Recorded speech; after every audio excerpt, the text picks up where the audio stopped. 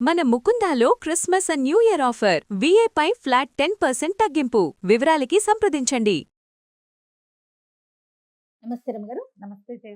రమగారు, సంక్రాంతి పండుగప్పుడు మనం పిల్లలకి భోగిపళ్ళు పోస్తాము, అలానే బొమ్మల కొలువు కూడా పెట్టుకుంటాము. భోగిపళ్ళు ఏ వయసు పిల్లలకి పోయాలి, ఎలా పోయాలి, ఇలాంటి నియమాలు ఉన్నాయి కదండి. ఒకసారి చంటి పిల్లలు 3 నెలలు వచ్చిన దగ్గర నుంచి 3 నెలల నుంచా? ఆహా. గుండు మీద టంగు అనిపించకుండా నిదానంగా పోయొచ్చు. కొంచెం ఇట్లా ఆనుకొని ఉండగలిగితే నెల వెళ్ళిపోతే ఆడపిల్లలకి 40 రోజులు, మగపిల్లలకి 30 రోజులు అంటారు. పురుడు, నెల పురుడు వెళ్ళటం. మగపిల్లలైతే 30 రోజులు, ఆడపిల్లలకైతే పెద్ద పురుడు అంటారు 40 రోజులు. ఆ తర్వాత పోయొచ్చు. భోగిపళ్ళు పోస్తారు.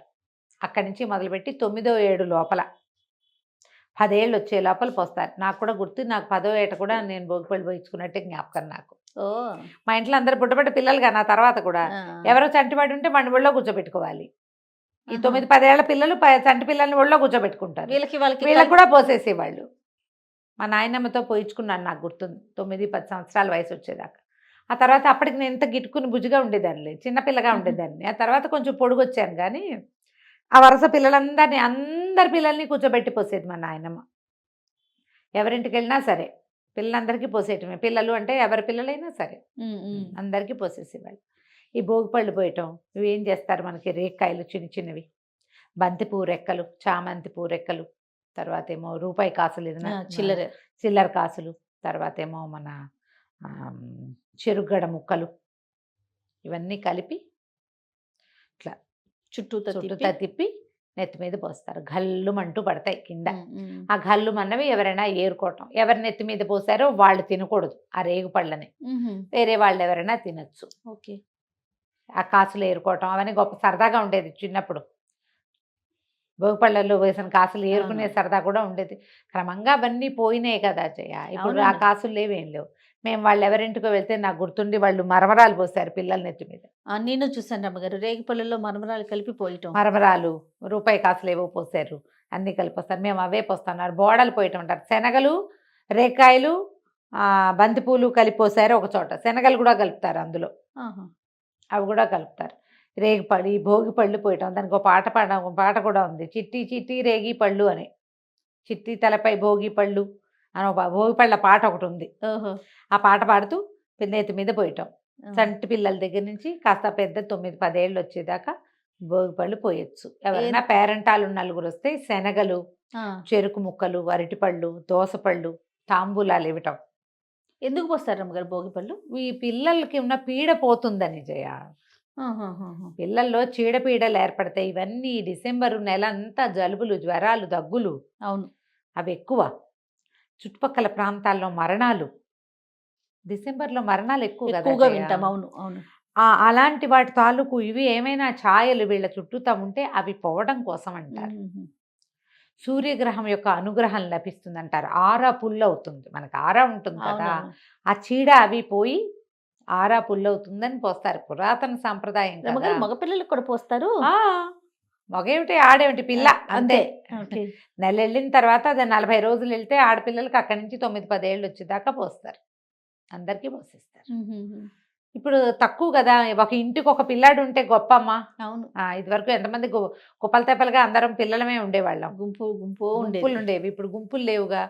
ఈ భోగిపళ్ళు పోయటము, తర్వాత బొమ్మల కొలువులు పెట్టుకోవటం బాగా కనపడుతుంది. మేము ఎన్నేళ్ళలో పెట్టాం. ఇప్పటికీ మా వాళ్ళ ఇళ్లలో ఉన్నాయి బొమ్మల కొలువులు. పురాతన పద్ధతే కదా. ఈ బొమ్మల కొలువులకి ఏంటంటే మనం ఎప్పటి నుంచో ఉన్న బొమ్మలు కాకుండా కొత్త బొమ్మలు, ఏటా కొత్త బొమ్మ కొనాలని ఒకటి. దీనికి మేమేం చేసేవాళ్ళని తెలుసా, ఏ తిరుపతి, మద్రాసు ఎక్కడికైనా వెళ్తే అక్కయ్యలు అండక్క వాళ్ళు బొమ్మల కోసం, రామ కోసం, సుందర్ కోసం అట్లా పట్టుకొచ్చేది. మా అక్కయ్య పట్టుకొచ్చేవాళ్ళు. మేము కూడా అలాగే కొనేవాళ్ళం. కొలువుల్లోకి బొమ్మలు ఖచ్చితంగా కొత్త బొమ్మను చేర్చాలి. కొత్త బొమ్మను చేర్చాలి. ఆ ఏడాది లోపల ఎక్కడికి వెళ్ళినా బొమ్మలు తెచ్చుకునేవాళ్ళం. చెక్క బొమ్మలో, మట్టి బొమ్మలో, పింగాణి బొమ్మలో ఏవో ఒకటి తెచ్చేవాళ్ళం. ఆ పూట అప్పుడు సంక్రాంతి పండగకి వెళ్ళామనుకో, అప్పుడు బందరు వెళ్ళి వలందపాలెం అని, బందర్ దగ్గర ఒక ఊరు, ఆ వలందపాలెంలో పెద్ద పెద్ద మట్టి బొమ్మలు చేసేవాళ్ళు. వలందపాలెము కారులో పోయి అక్కడికి వెళ్ళైనా తెచ్చేవాళ్ళం. వాళ్ళే బందర్లో కొన్ని చోట్ల పెట్టేవాళ్ళు. కనపడితే ఓ కృష్ణుడి బొమ్మ అయినా కొనుక్కొచ్చి పెట్టేవాళ్ళు. ఎన్ని కృష్ణుళ్ళు ఉండేవో మాకు. థీమ్ పెట్టేవారా? థీమ్స్ పెట్టడం అంత థీమ్స్ పెద్దగా మాకంత చేతకాదు. ప్రధానంగా నాకంత కళాత్మక దృష్టి లేదు. నాకు ఆ పాత బొమ్మల పిచ్చి జయ నాకు. మ్హూ. కొత్త వాటి మీద ఏదో ఏదో అంటే అట్లా ఏమనాలి, ఉండదు. ట్రెండీ కాదు, ట్రెడిషన్ మీద ఎక్కువ ఇష్టం నాకు. అంత కళాత్మకమైన ఐడియాలు, ఆర్టిస్ట్రీ లేదు నా దగ్గర. మా అక్కయ్యల దగ్గర కొంతమందికి ఉంది, మనకేం లేదు. మనం బండ రకంగా పనిచేసుకుంటూ వెళ్తాం. ఆ పాత కృష్ణుడు ఆ బొమ్మ లేకపోతే నచ్చదనమాట, అదే ఉండాలని. మొక్కలు అవి తీసుకొచ్చి పెట్టేవాళ్ళం, కుండీలు తెచ్చి పెట్టడము, తర్వాత చక్కగా నీట్గా అరేంజ్ చేయటము. ఒక దీని ప్రకారం పైన కృష్ణుడు, తర్వాత లక్ష్మీదేవి, సీతారాముల సెట్టు, మ్. తర్వాత కొంచెం సోషల్ బొమ్మలు, 3 కోతులు, అవి రకరకాల కృష్ణ ప్రతిమలు, తర్వాత ఏమో ఈ కొండపల్లి బొమ్మలు. కొండపల్లి బొమ్మలు థీమ్ ప్రకారం దొరుకుతాయి కదా, అవునవును. ఇంకా అవి కూడా కొనేవాళ్ళం. పింగాణి బొమ్మలు ఎప్పటెప్పటెప్పటెప్పటెప్పటెప్పో. అసలు మాకు మా చిన్నక్కయ్య, మా రెండోక్కయ్య మద్రాసు ఇచ్చారు. తర్వాత వాళ్ళు ఇక్కడే ఉన్నా కూడా మద్రాసు బొమ్మలు బోల్డ్ ఉండేవి మా దగ్గర. ఓహో. ఏటా మా అక్కయ్య వెళ్ళొచ్చేది చెన్నై అప్పట్లో. ఆ, ఆ. పిల్లల్ని తీసుకుని వెళ్ళేది, వచ్చేటప్పుడు తనకి బొమ్మలు తెచ్చుకునేది, మాకు కూడా తెచ్చేది. ఇంట్లో కూడా అక్కయ్య వాళ్ళకి కొలువు ఉండేది. మా పెద్దక్కయ్యకి వేరే కొలువు, ఆండక్కయ్య కొలువు, విద్యక్కయ్య కొలువు, మాది, మా జయక్క వాళ్ళది, ఎవరి వాళ్ళవి కొలువులు. మా ఊళ్ళో ఏమో రంగపెద్ద గారింట్లో బొమ్మలు, రామంజం పెద్దనాన్న గారింట్లో బొమ్మలు, రంగపెద్దనాన్న గారింట్లో బొమ్మలు, అట్లా అందరి ఇళ్లలో బొమ్మలు. బొమ్మల్లో గుమ్మడికాయలు, దోసపళ్ళు పెట్టడం కూడా పద్ధతిగా ఉండేది. మ్హూ. మళ్ళీ పాటలు పాడడం, పేరెంటాలు చేయటం, తప్పకుండా బొమ్మలకి పేరెంటం చేసేవాళ్ళం మేము. ఇప్పుడు నేను కూడా బొమ్మల కొలువు పేరెంటాలకు వెళ్తాను. ఊళ్ళో ఉండట్లా, ప్రతి సంక్రాంతికి నేను ఏదో ఒక ట్రిప్ వెళ్ళిపోతున్నా, అందుకని కొలువు పేరెంటాలకు పెద్దగా వెళ్ళలేకపోతున్నాను. కానీ ఇక్కడ హైదరాబాద్ లో వెళ్తారా? పిలుపులు ఉన్నాయి. ఇక్కడి నుంచి కూడా పిలుపులు ఉన్నాయి. ఈ కొలువులు పెట్టటం, ఈ కొలువు పెట్టినప్పుడు అందులో గౌరీదేవిని పెట్టుకుంటాను జయ. గౌరీ మాకు ఇట్లా నిలువుగా చేసే అలవాటు. గౌరీని పెట్టడం, పొద్దున బొమ్మలు పెట్టాక గౌరీదేవిని చేసి పెట్టడం, గౌరీదేవికి దీపారాధన, ఆమెకు తాంబూలం సమర్పించడం, రోజు ఖచ్చితంగా 2 పూట్ల ఏదైనా నివేదన చేసి పెట్టాలి తప్పకుండా. 5 ఏళ్ళు దాటితే పిల్లలకి 5 ఏళ్ళు నిండాక ఆడపిల్లలతోటి బొమ్మలు పెట్టించడం. ఓకే. ప్రతి వాళ్ళు ఇట్లాగే చేయాల్సిందే. మాకు అమ్మ ఇంటే నేను కూడా ఇక్కడ పెట్టేదాన్ని బహుశా. అదే కదా. లేకపోవడంతో నేను ఇంకా మా వాళ్ళ ఇంట్లో లేదు. నాకు సరదాకి నేను స్టార్ట్ చేసుకునేదాన్ని. ఆడపిల్లలు లేకపోవడంతో అన్నీ నేనే చేయాల్సి వస్తా కదా. అవును. అందుకని ఇక మెల్లిగా నేను సర్దు కూరుకున్న, మగపిల్లలకి ఏముందిలే, రేపు పొద్దున ఎవరైనా వచ్చి వాళ్ళ సరదా ఉంటే ఇంక అప్పుడు చూడొచ్చు అని. బొమ్మలు పెట్టడం అంటే ఒట్టి బొమ్మలు పెట్టడము, భోగిపళ్ళు పోయడం అంటే ఒట్టి భోగిపళ్ళు పోయటము కాదు. దీనికి పేరెంటం చేసుకోవాలి. అది నలుగురిని పిలిచి మన కొలువు చూసి తాంబూలం తీసుకెళ్ళాలి, పిల్లవాడికి భోగిపళ్ళు పోసి తాంబూలం తీసుకెళ్ళాలి. ఇప్పుడు ఇందులో ప్రధానమైనది ఏంటి, మనము తాంబూలం ఇవ్వటం. అది ముత్తైదువులు మనం ముత్తైదువులు రావటము, వెళ్ళటము, పిల్లలు రావటము, పళ్ళు, తర్వాత ఏమో ఖర్జూరాలని, బొమ్మలని పంచిపెట్టడం. అవునవును. ఎక్కువగా పంచదార చిలకలు పంచిపెట్టడము, శనగలు ఇవ్వటము, పళ్ళు ఇవ్వటము, తమలపాకులు ఇవ్వటము, ఏదైనా తినుబండారాల పంపకము, అందరితో కలిసిమెలిసి ఉండటం, దోసపళ్ళు, తర్వాత గుమ్మడి పళ్ళు లాంటివి ఇవ్వటము. సోషలైజ్ అవ్వటానికి ఇది ఒక మంచి మార్గం చేయాలి. ఎవరైనా వస్తే ఊరికే బొట్టి ఇవ్వటం అంటే టిష్కు బొట్టు పెట్టడం కాదుగా, పాదాలకు పసుపు రాయటం, కాళ్ళకి పసుపు రాయటం, తర్వాత గంధం ఇవ్వటం, గంధం రాయటం, బొట్టు పెట్టడం, తాంబూలం ఇవ్వటం. ఇందులో పిల్లలు సాయంకాలం ముందెళ్ళి పేరెంటం పిలిచి రావటం, పేరెంటం పిలవడానికి వెళ్ళాలి, వచ్చిన పేరెంటాళ్ళకి ఇల్లు వాకిళ్ళు సవరించుకుని చక్కగా చాపలో జంపకానాల్లో పరవాలి, వచ్చిన వాళ్ళని కూర్చోబెట్టాలి, కాసిన 2-3 పాటలు పాడడం, బొమ్మలకి హారతి ఇవ్వటం. బొమ్మలకి హారతి ఇవ్వటం అనేది ఒక విధానం. అవును. ఎన్ని ఉన్నాయి, ఎంత ప్రాసెస్. ఇవన్నిట్లలో పిల్లలు సోషలైజ్ అవ్వటం, వచ్చిన వాళ్ళతో మర్యాదగా మాట్లాడటము, చక్కగా కూర్చోబెట్టడము, వినయంగా పసుపు రాయటము, అక్షింతలు వేయించుకోవటము, హారతులు ఇచ్చి పాటలు పాడడము. మేము బొమ్మల్ని ఎత్తేటప్పుడు కూడా పేరెంటం చేసేవాళ్ళం జయ.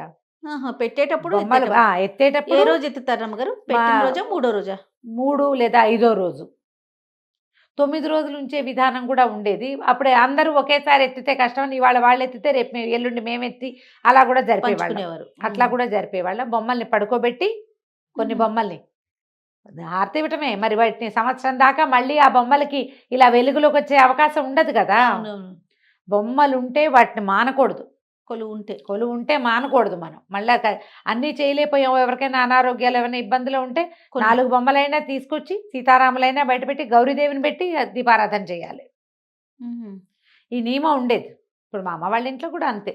పెద్ద కొలువు పెట్టే అవకాశం లేకపోతే చిన్నవి 4 బొమ్మలైనా బయట పెట్టి గౌరీదేవిని పెట్టి హారతిస్తారు. 3 రోజులు ఉంచి 4వ రోజున పడుకోబెట్టి హారతి లాలిపాటలు పాడి ఈ పేరెంటాల రోజునేమో రకరకాల పాటలు ఎవరికి వచ్చిన అన్నమాచార్య కీర్తనలు వాళ్ళు పాడడం, హారతి పాటలు పాడడం. మా రంగపిన్ని ఎక్సలెంట్గా పాడేది. రంగపిన్ని పాటలు చాలా ప్రత్యేకం. రంగపిన్ని నోరెండిపోయే పాట పాడు, రంగా నీకిదే మంగళం పాడని వేరు వేరు పాటలు పాడించేవాళ్ళం. మేమందరం కూడా పాటలు పాడేవాళ్ళం. హారతి ఇవ్వటం తప్పకుండా. దీనివల్ల ఏంటంటే సంవత్సరంలో కొన్ని రోజులు విధానంగా మనం ప్రజలతో కలుస్తాం. అంతేగా. కొన్ని ప్రత్యేకమైన పద్ధతుల్ని పాటించడం వల్ల ఏంటంటే ఈ సంస్కృతి, ఈ విధానము ఎక్కడికి పోకుండా. పెద్ద దాన ప్రక్రియ చేయొద్దు, తాంబూలాలేగా, అంతే. ఇది కూడా మంచిదేగా. ఉన్నంత మటుకు 10 ఇళ్ళే 8 ఇళ్ళే ఉన్నాయి. ఇందులో మన గొప్ప చూపించుకోవటం ఒక పాయింట్ అయితే అది చాలా చిన్న పాయింట్. మనం ప్రజలతో అందరితోటి మమేకంగా ఉండటం ముఖ్యమైన పాయింట్. అది చాలా పెద్ద ఇందులో point. గొప్పలకి ప్రాధాన్యత లేదు. ఇవి కలిగిన వాళ్ళు బాగా ఇస్తారు తాంబూలాలు. లేని వాళ్ళు సాధారణ శనగలు, ఓ 2 అరటిపళ్ళు, తవలపాకు తాంబూలమైన ఇస్తాం కదా. ఇది ముఖ్యమైనది అనమాట. అందరిళ్ళకి వెళ్ళటం. ఈ పేరెంట్ వాళ్ళందరూ కలిసి ఇంకో ఇంటికి వెళ్తారు, అక్కడి నుంచి ఇంకో ఇంటికి, అన్ని ఇళ్ళకి పేరెంట్ వాళ్ళకి తిరగటం. ఇది విధానంగా ఉండేది ఇది వరకు. మనం పిల్లలకి భోగిపళ్ళు పోసినా కూడా గుడ్డీ బ్యాగ్స్ అని అవని ఇవని, ఇప్పుడు ఏదైనా రిటర్న్ గిఫ్ట్లు చాలా అవును. వచ్చినాయి. అవంతా చేయకపోయినా పర్వాలేదమ్మా. చక్కగా కాసిన రేగిపళ్ళు, కొంచెం శనగలు, తాంబూలము, రవికల బట్ట ఇవ్వగలిగితే. ఇప్పుడు ఎంత రవికల బట్టలు వచ్చి బోళ్ళు మాట్లాడాం మనం. అవును. అవన్నీ వద్దు. శుభ్రంగా కొబ్బరికాయలు ఇవ్వచ్చు, నారింజ పళ్ళు ఇవ్వచ్చు తాంబూలానికి. బత్తాయిలు, కమలాలు, అవి ఏమైనా బోళ్ళని రకాల పళ్ళు వస్తాయి.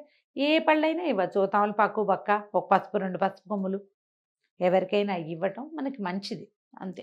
ఈ ఉత్తరాయణము ఈ కాలంలో ఇలాంటి వస్తువు ఇవ్వటం వల్ల ఎక్కువ ప్రయోజనాన్ని పొందుతాం. గ్రహశాంతులు కలుగుతాయి. ఈ దాన ప్రక్రియ వల్ల చాలా గ్రహాలు శాంతిస్తాయి. ఓకే. ముత్తైదువుకి ఇస్తే ఒక ఫలితము, కన్యకిస్తే ఇంకొక ఫలితము, బాలురికి వస్తువులు పంచిపెడితే ఇంకొక రకం ఫలితము చెప్పబడుతుంది. ఇవన్నీ మంచివే. ఇవి పెళ్లి కాని పిల్లలకి మంచిది, చిన్న పిల్లలకి మంచిది. ముత్తైదులకి 5వ తనం వృద్ధి అవుతుంది. చిన్నపిల్లలకి ఇస్తే కనుక ఆయుర్వృద్ధి. అందుకని ఈ విధానం ఇది వరకటి నుంచి ఉండేది. ఎంత మటుకు చేస్తున్నామో ఇప్పుడు చేయగలిగినంత చేసుకోవచ్చు కదా. అంతే. సరదాగా ఉంటే మన ఇంట్లో 4 బొమ్మలు చక్కగా డిస్ప్లే లాగా పెట్టి, ఓ చిన్న థీమ్ ఏదైనా పెట్టి పిలుచుకోవచ్చు చేసుకోవచ్చు. చక్కగా. 4 పేరెంటాలో 10-15 మంది మన ఇంటికి వస్తారు. దానికోసం మనం ఇల్లు వాకిళ్ళు శుభ్రంగా ఉంచుకుంటాం, మనం చక్కగా తయారవుతాం. అవును. దానికోసం ఇంట్లో టీం వర్క్ ఉంటుంది. అందరం కలిసి పని చేయాలిగా. టీం వర్క్ కావాలి. ఇన్ని ప్రయోజనాలు ఉన్నాయి కాబట్టి పురాతన సాంప్రదాయాల్ని ముందుకు తీసుకెళ్దాం. అంతే. మన ఇంట్లో చిన్నపిల్లలు లేకపోతే భోగిపళ్ళు పోయొద్దు. ఉత్తరాయణానికి పేరెంటం చేసుకోండి చక్కగా. బొమ్మలుంటే పెట్టండి, లేకపోతే లేదు. కొలువుంటే మానేయకుండా పెట్టండి. అలా నిరమ్మ గారు బాగుంది కదా ఐడియా. చాలా బాగుందండి. నమస్తే. నమస్తే జీ.